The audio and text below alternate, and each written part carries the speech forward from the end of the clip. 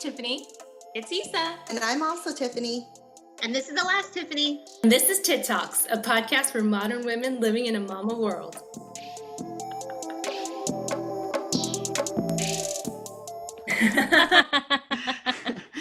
Hello, everyone, and welcome to season 2 of TITT Talks. I feel like we should applaud here. Yeah, let's go. This is Tisha, Tiffany Travis-Tay, and I will be moderating today's episode. This has been another tough week. Fires and earthquake right here in San Gabriel Valley, actually, and the passing of the legendary RBG. So before we start, I wanted to just touch base with my girls and ask you guys, how are y'all doing? It's been tough. Hanging in there, but yes. I still can't think about her death without almost coming to tears because of the implications of what her death is going to bring for us. And it makes me really sad. Yeah. But we can be hopeful that, the larger majority of the good people want to continue her legend. Her work, do the work for her. So at least we can be grateful for her life. I'm just so happy she was born. Yes, absolutely. That we all got to live in that same life. Yeah. Yeah.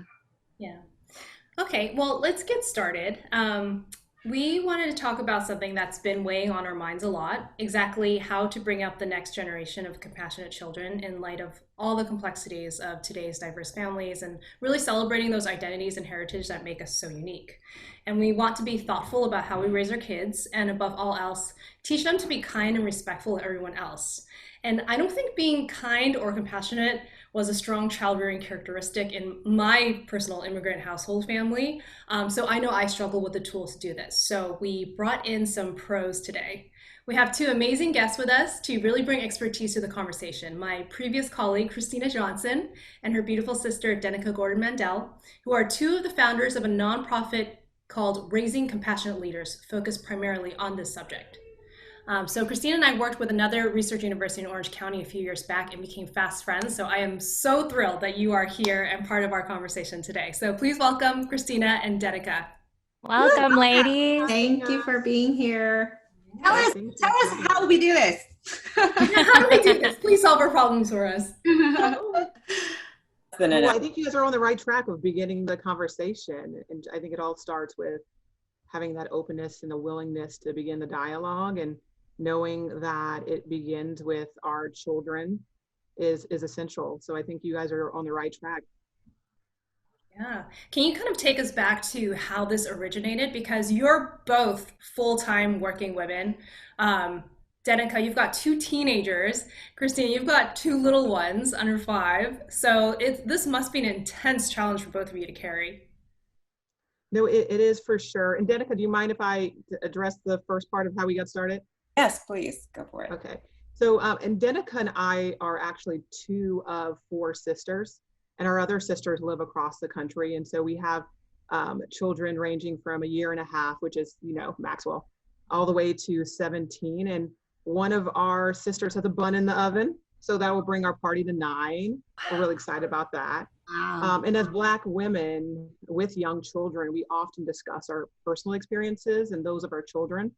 And unfortunately, our children have faced racism at an early age. And so we've had to begin these conversations earlier than we probably had hoped to.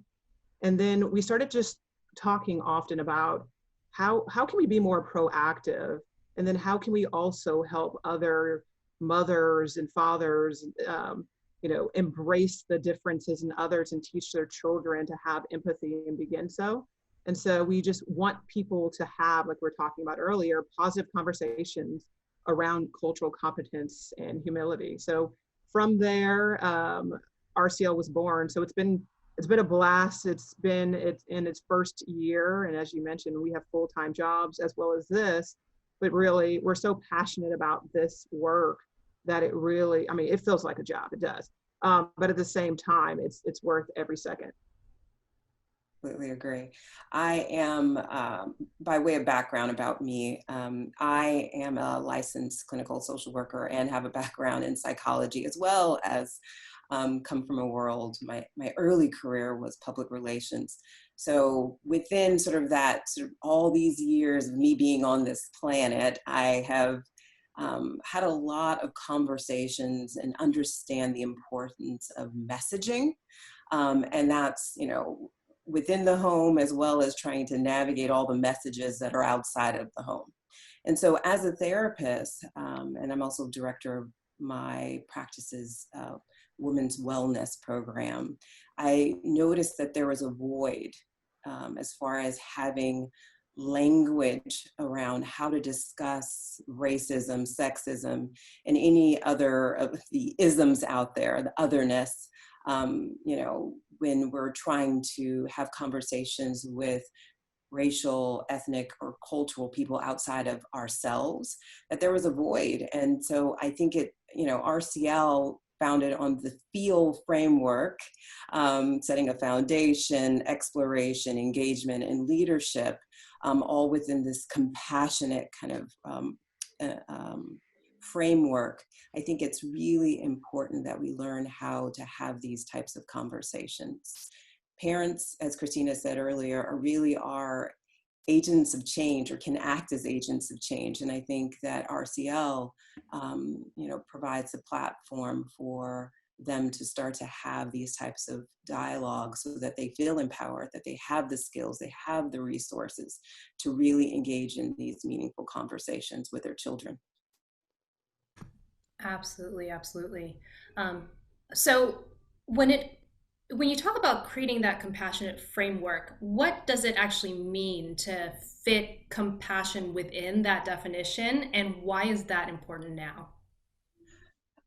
So let me back up for a second. I think that, you know, really to go back to the FEEL framework, it is about parenting in a very conscious way, right? So when parents are working to set that foundation, it really starts with self-exploration. And if you go to the RCL website, it has this self-exploration exercise that we as parents have to do first to kind of understand our background and understand what our sort of experiences have been within America, right? And I think once we do that work, we can start to really then kind of understand or acknowledge that there are other people out there that have different lived experiences, right? And that sets the foundation to be able to name sort of these isms we're talking about. And then we can explore and actively start to discuss with our children their experiences and what's happening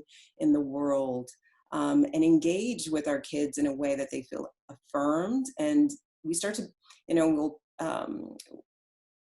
we are about providing parents tools so that they actually can have these skills so that their children can operate outside the home and act as leaders, right? So they can be an advocate for themselves and for others. So I would say that as far as compassion, we're at a crossroads right now, right? That we as parents, as agents of change, we can't wait until our kids get to grade school, which really, in our society, kids get to college before they really learn how to navigate a diverse world. Because we, you know, if we look at sort of the numbers, you know, I think it's, Christina, correct me if I'm wrong, it's like 75% of white people stay in their community. And I think it's like 58% of African Americans stay in their own community.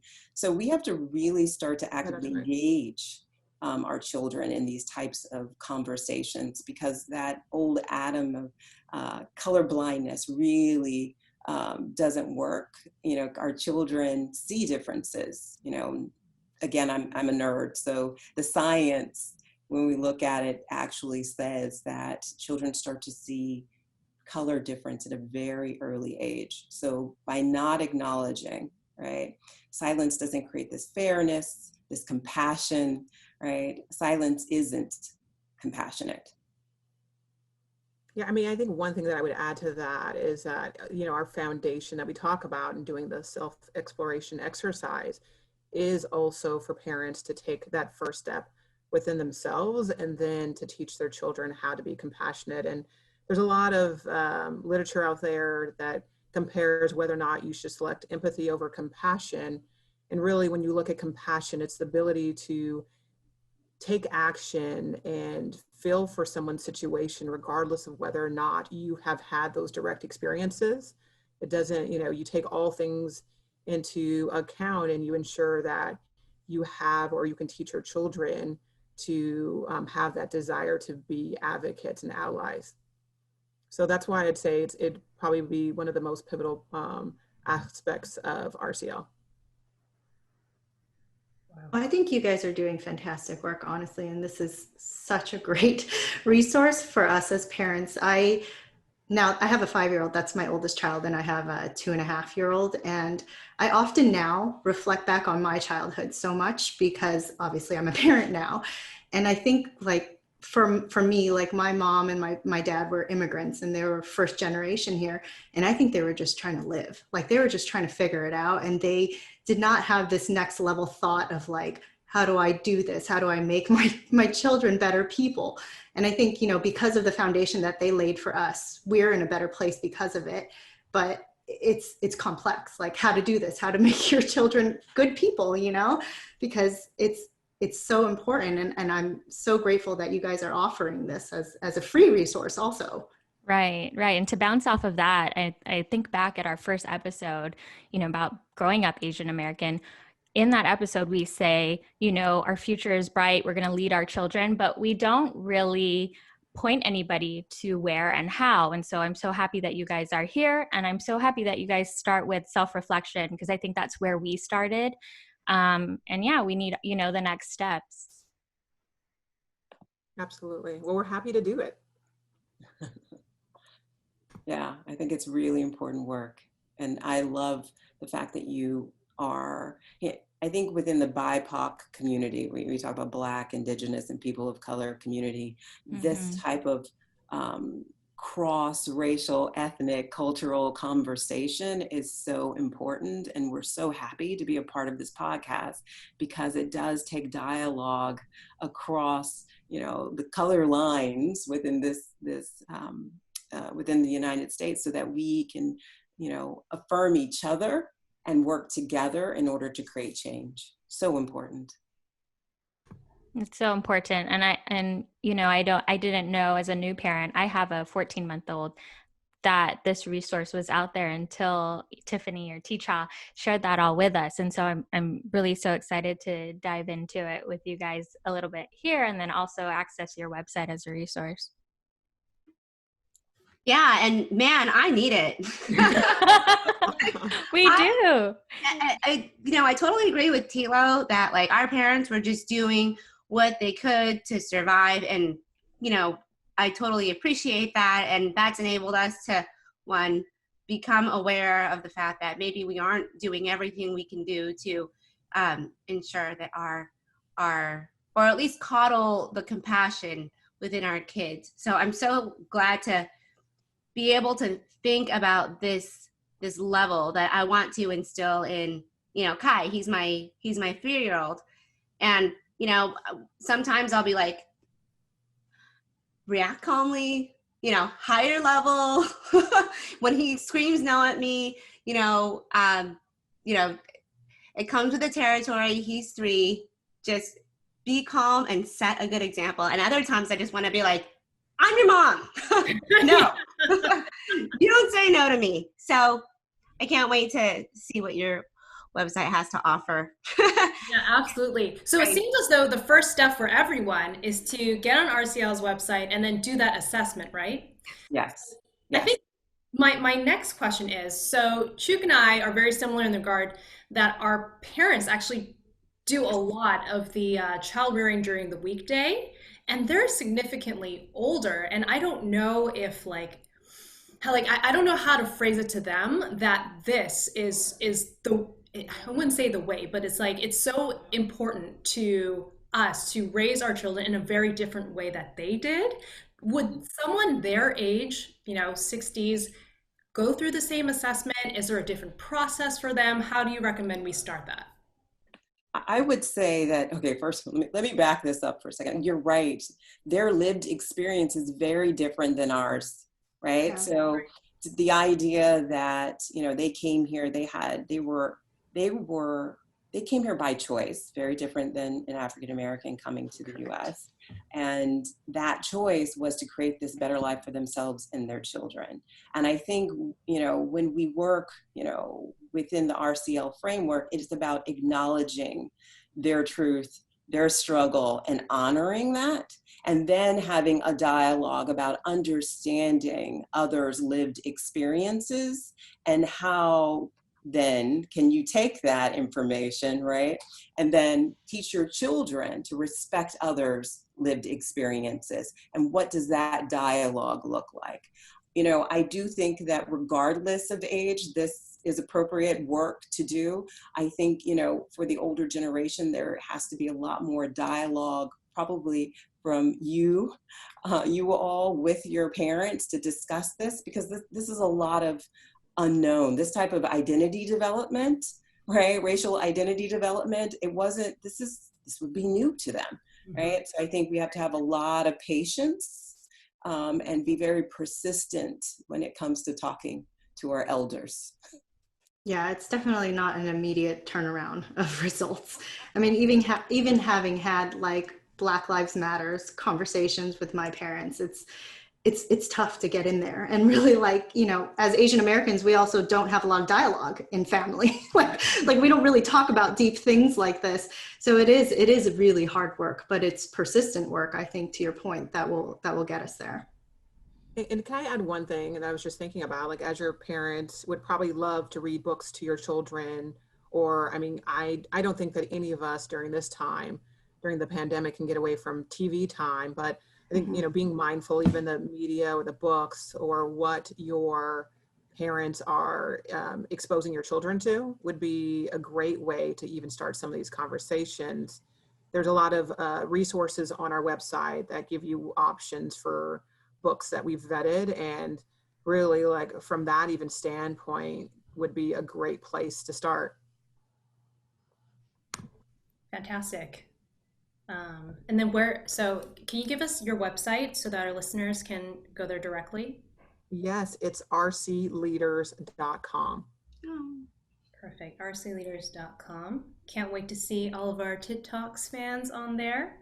And obviously, this is a 25-minute podcast. We can't learn to be agents of change during this short period of time. But are there any best practices or next steps that you can impart to us immediately so that we know what we should do after this call? I mean, for me, kind of speaking back to, I think it was, I'm not sure of the name, so I'm not even going to try. Likely it's one of the Tiffany's. Or Isa. They're all Tiffany, so it works out perfectly. It goes back to being able to talk about emotions that come with all of this, right? Because there is a lot of emotionality around talking about these isms, race specifically. And so being able to tolerate that discomfort is so important. And when I want to say that that discomfort, shows itself in many ways, meaning, first of all, there is no way we're going to know everything about racism and be able to present it to our child. Like, this is a work in progress, and being okay with not knowing, and then being able to tolerate the discomfort, right, with having these conversations. And that means conversations that you may have with your child directly based on, as Christina said, reading a book or watching a TV show and talking about what's happening on the screen. But then things that your child may come home, having to deal with, whether that someone made fun of my accent, or they made fun of my eyes, or they made fun of my hair, whatever that is, being able to guide your child through that type of racist behavior. So I would say the first thing is being able to tolerate that arc of discomfort. Because being able to tolerate that arc of discomfort, parents are modeling through their engagement with their children how to have these hard conversations, right? Yeah. There's no growth without that discomfort, right? Yes. And I have a question for you guys, because, of the four of us, my daughter is the oldest. And back when the whole George Floyd thing went down, and we had the news on constantly, and my daughter was asking me like what happened, and we were in the bathroom giving her a bath, and I had to explain to her what happened. I wanted to have an open dialogue with her, but I struggled to explain why he died so unnecessarily. And I guess I'm curious, like, how have you guys tackled that with your children, your younger children specifically, I guess? Or what's your advice? Yeah, then I'm just going to answer just from my perspective with Emily, my daughter, who is 5. And then Denica, I know that your children are a little bit older. So you can share from that perspective. You know, with Emily, we were in a very similar boat. And I think I mentioned earlier how she's experienced racism at such an early age. And we have had to have conversations about people not being kind because of the color of her skin, and or making comments about her hair, or even when I talk about media, representation is so critical, because I can even recall, and I'll get back to everything related to the George Floyd murder and how you can share that, break that down, that's in an age appropriate way. I just remember her saying, I want blonde hair and I want it to be really long because that's what princesses have. So it's just really having to have earlier conversations that can break it down incrementally, because having, a lot of people have faced the discussion of racism and police brutality all in one setting. And if we're breaking it down over time, where we're exposing to different media and then having discussions about people not being kind to others based on certain characteristics, then if it's that moment of time, then you can break it down in a way that they can potentially understand. I mean, we don't use the word racism because she can't understand that entire term, but we will say, there are police officers that are, they're here to protect you. And unfortunately, some aren't kind and some might, operate outside of what's being expected.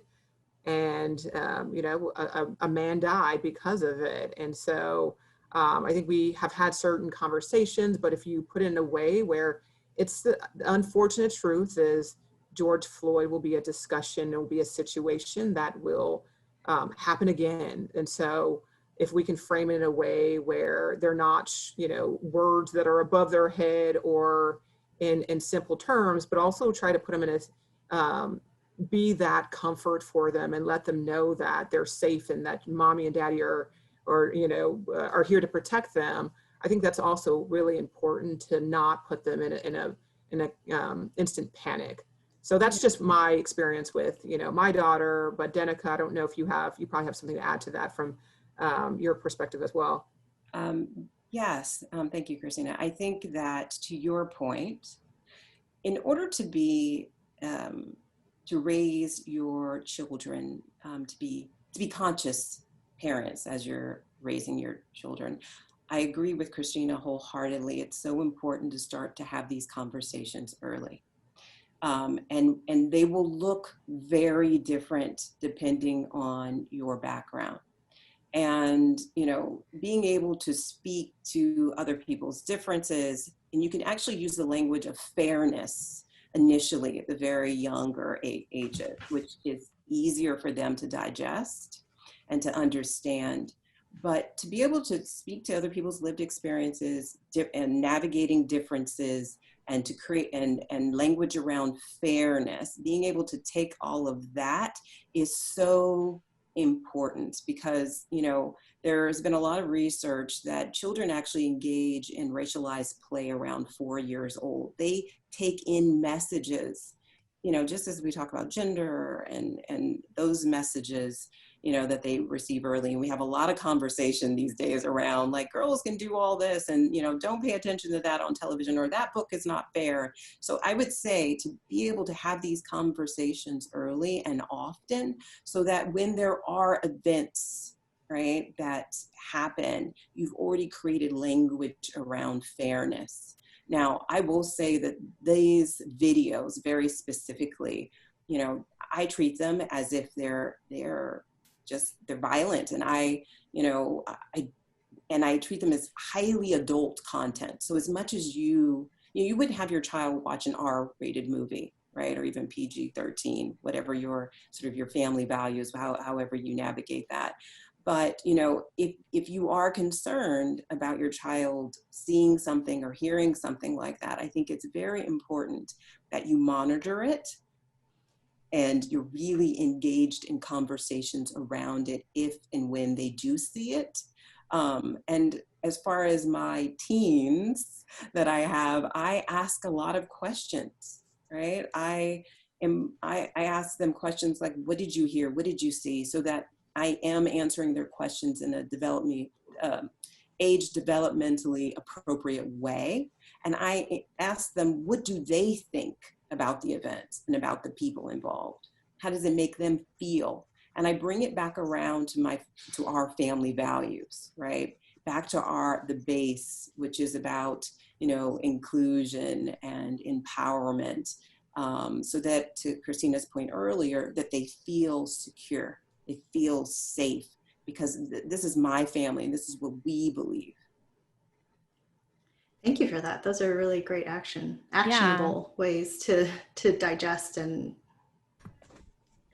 Really, Yeah, yeah. It's definitely something we're going to have to approach in the future. So those were some great tools.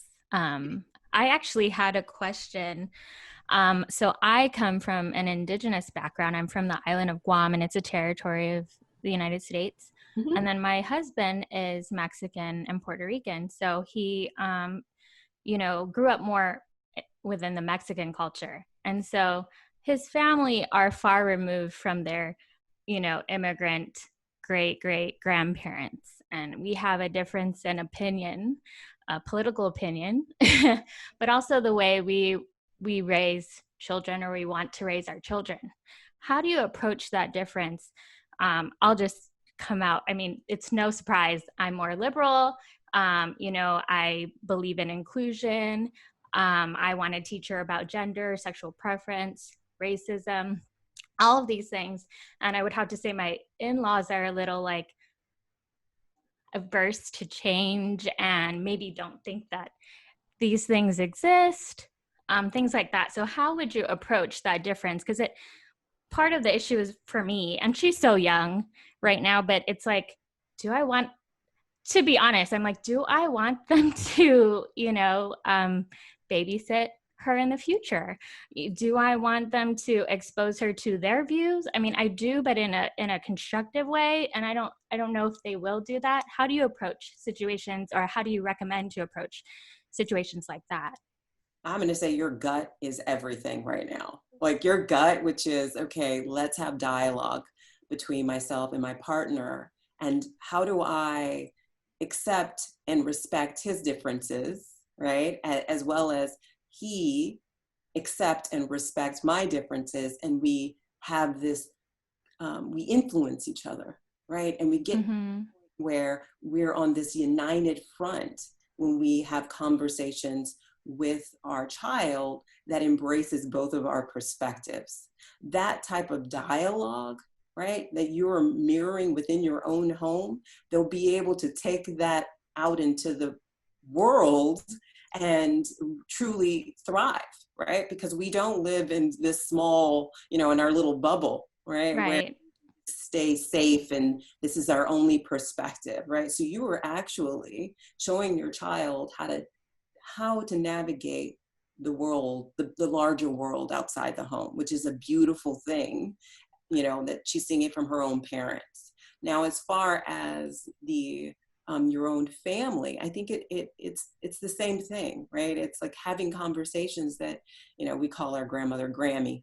Grammy's going to have a different point of view, you know, than, you know, Daddy and I, and, you know, some of it that we don't agree with. And, you know, we can respect people, right? But disagree with their perspective, right? And still live together. And I think that is so important. Thank you.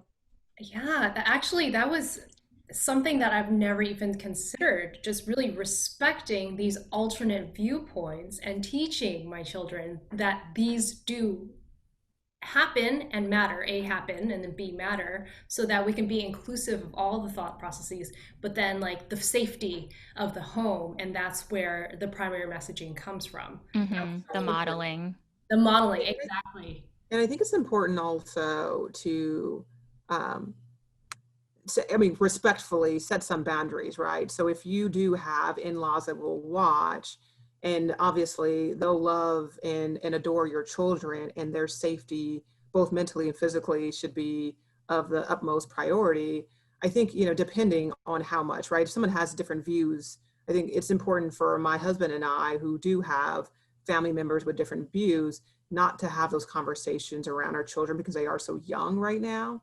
But as they do get older, we are absolutely making, you know, our family value system a top priority, and it's a topic of discussion, but also having that boundary where if it's about your political views, or if you select to watch certain news channels, or whatever the case is, setting certain boundaries with your in-laws so that it isn't an intentional process. It just might be their view, you know, their viewpoint, but I think it can't be very intentional without a discussion.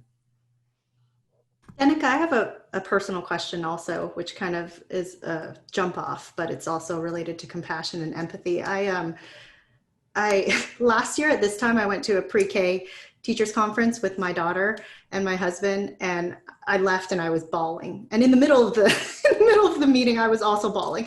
I think my husband was horrified that I reacted this way. But the background behind it is I was bullied in high school. So it's really a big trigger for me if I ever see my daughter behave in a way that doesn't display compassion or empathy. The example that set this off was my husband had taken her somewhere, and her school friend was at the donut shop, and she did not say hi. She like turned her face and she was like no, you know? And I know part of that is like, she's shy, she wasn't comfortable, whatever. But the teacher told me, she's like, you really don't have anything to worry about. She's like, some children are built with more empathy than others, or people in general are, but it's a learned skill, and it's something you can work on. And I guess like for me, just because of my background and what happened to me, I just am like, this would be my biggest failure if she grew up and she was a bully. I guess I'm just curious about your personal opinion about what the teacher said, first of all, and I guess just your parenting advice. The teacher is right. There are some children that are just, they have this innate sensitivity, right, to others, and it's a wonderful thing.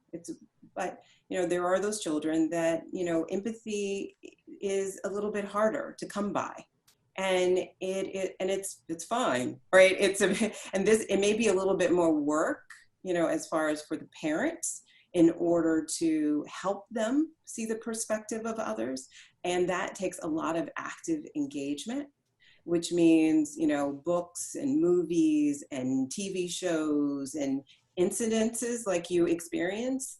I would say that, you know, in that case, I don't know how you handle it, but first of all, I want to say that I love your tears. I think we've all left teachers' conferences at some point or another in tears and frustration.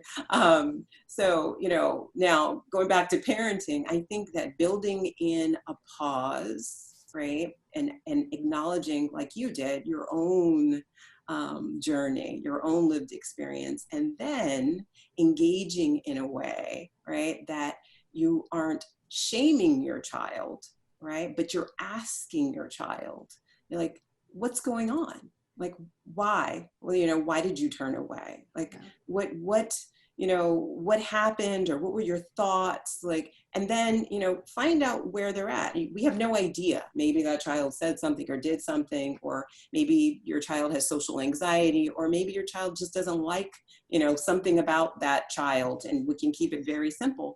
But then maybe, you know, based on your child's situation or developmental understanding of what happened, you know, teach them this perspective of compassion. Like, what do you think? Like, how, let me ask you, if someone were to turn away from you, let's say if your friend, you know, Ella turned away from you, how would that make you feel? And have a conversation around that.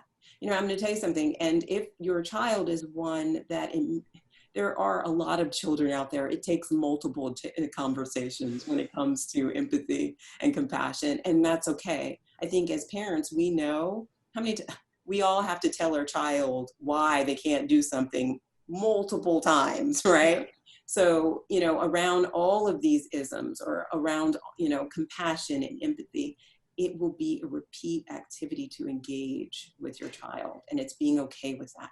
Yeah, I think she's just such a saucy chick. I'll ask her that exact question, and these girls know her, and she'll be like, no, I wouldn't feel hurt, you know? And I'm like, what? So you're right. I think it is just the continued practice of it. But thank you so much for that. And thank you for acknowledging that it's normal to cry. My husband didn't think it was normal. Oh my gosh. I wish we seriously had 3 hours with you ladies. You're giving us so much more than we expected, and we are so appreciative of you guys and your time. Thank you so much. Thank you. Yeah, thank you. Yeah. Gems. Before we go into like follow-up items, how to find you guys, next steps, is there anything else you'd like to add? I would like to actually kind of follow up on the other comment, you know, that her daughter is saucy. And because I think that we as women, and I don't know, your child has you to look up to, which is, you are saucy and amazing, and, you know, this feminist. So she may harness that and think, whoa, this is amazing. I don't need anyone, right? I'm good. Just me and my identity. I am fine. My sense of self isn't reliant on other, which, you know, as far as who she is and how she's developing, that's a wonderful place to be. Yeah. As cultivate this identity of being this saucy woman, I think is powerful. So I'm adding that, and then I'll sign off. I know I'm very verbose, so I apologize. No. Oh my I God. love that. I love that reflection. I love the catchphrase, saucy woman. Yeah. Tilo, I know that you've told us like more than one story about Tessa recognizing a bully and then putting that bully in his or her place. So you know, you've taught her well, I think. Thank you. I agree. All right. To learn more about RCL and to play a bigger role in this nonprofit, please visit RC Leaders. That's RCLEADERS.com. Thank you again so much for joining us today, Denica and Christina. It was such a pleasure having you on. It's always been our mission to connect with other women through the lens of our experience, and this is our first topic that dives into the many dimensions of raising compassionate little human beings. So we are so glad that you could lead us in this discussion. We'd love to hear from you guys. We hope you enjoyed this episode and has impacted you positively in some way. Please head over to iTunes to give us that 5-star review to help us grow. And lastly, we would love to get your feedback on what topics you'd like to see us tackle. Email us at tittalks@gmail.com or DM us at tit_talks on IG. Thank you everyone for tuning in. See you next time. Thank you so much. Thank ladies. you. We really appreciate it. We'd like to give credit to our husbands. Without their support on this project, it would not be possible. On top of that, we'd like to thank our technical crew, music production by Baby Daddy Beats, and graphic design curated by Kano Imamura. And also, I'd love to thank all of you guys, co-executive producers, all 4 of us. You know, this is our baby, so thank you guys.